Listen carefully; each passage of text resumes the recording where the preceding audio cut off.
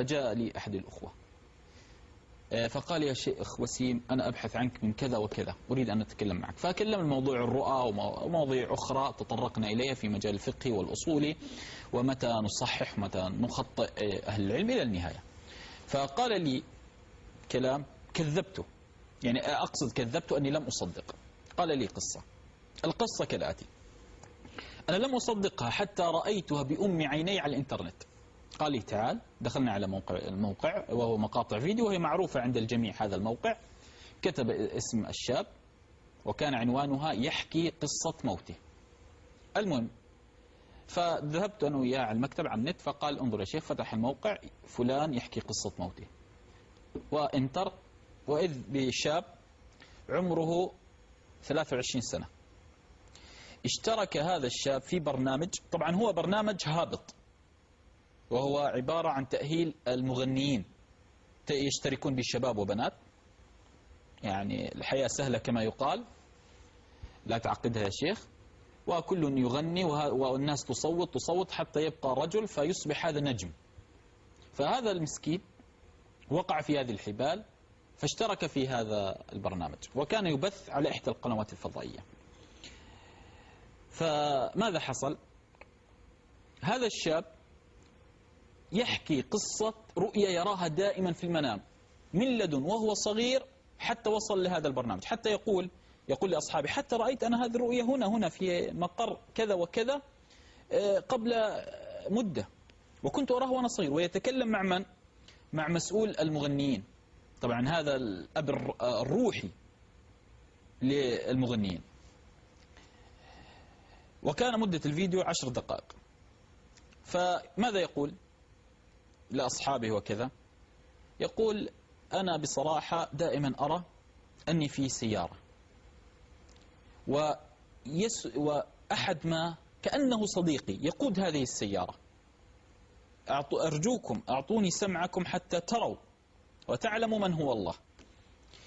فقال أمشي أنا في السيارة كأني أصعد جسر، ثم نزلنا من الجسر وزميلي في السيارة، ففجأة انخلت السيارة أو تخلل توازنها فدخلنا على الجهة المقابلة أي عكس السير، يعني يمشي هو مثلا هكذا ذهاب وإياب، فهو اختل عجل القيادة فدخل على المسرب الثاني فوق الجسر وهو على سرعة عالية. يقول وفجأة ضربنا أو وقع حادث فانهار الزجاج علي فاستيقظت، ثم قبل أن أستيقظ كأنه يساق بي إلى باب أسود فلا أدري أين ذهبت، فاستيقظت وقدمي ترتجف وكأن الزجاج ما زال على قدمي. هذا وهو صغير يراه، ومشى معه هذا المنام حتى وصل لهذه المسابقة الغنائية التي استخف بها بعقول الشباب. المهم عندما رأى هذا يقول الأب الروح للمغنيين، قال لا قول لا تخاف، ارفع صوتك، قول عبر كذا. فجعلوها أنها مرض نفسي، جعلوا هذه الرؤيا مرض نفسي. تخرج هذا الرجل أو الشاب المسكين من هذه المسابقة الغنائية وذهب لأحد الدول العربية، فمشى كان مع في سيارة زميله وصعدوا الجسر، ثم اختل توازن السيارة، هذا على الحقيقة، فذهبت إلى الاتجاه الآخر فضربت بسيارة أخرى فمات الرجل الشاب الذي رأى الرؤيا، مات. وبعدما مات تم نقل جثمانه إلى بلاده. تأمل معي، من أعطاه هذه الرؤيا؟ أليس الله؟ الله عز وجل أراه هذه الرؤيا مرات عديدة.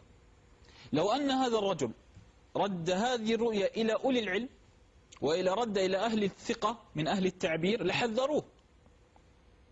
لحذروه، قال له اتق الله، هذا لعلها رؤيا حق تقع كفلق الصبح لا تحتاج إلى تأويل. أنت رأيت نفسك أنك تصطدم مع سيارة فوق جسر ثم تذهب إلى باب أسود لا تعلم أين تذهب، إذا الموت لا محالة، وباب أسود لا يحمد. فبعد 3 شهور من بعد خروجه من هذا وقع الحادث فمات.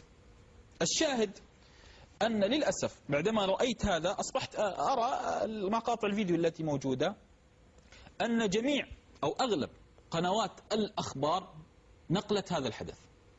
تقول شاب يروي قصة موته قبل موته بهذا العنوان: شاب يروي قصة موته قبل موته. أغلب قنوات الإعلام نقلت الرجل هذا الشاب المسكين وهو يتكلم عن هذه الرؤية، ونقلت بعد ذلك صورة الحادث وصورة السيارة. هذا ليعلم أولئك السذج أن الرؤى من الله. صغير من فترة لفترة بيروح وبيرجع، فهالحلم على طول بكون في محل سهران أو محل مع أصحابي بالبيت سهرانين وهيك، وبعدين بشوف حالي بلاقي حالي بسيارة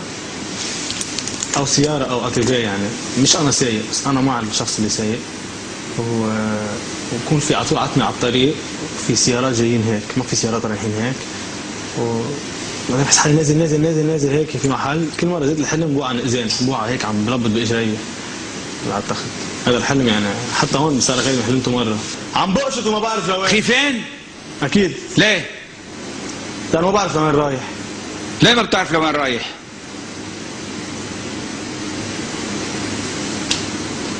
مش أنا اللي كنت سايق، ما بعرف لوين رايح.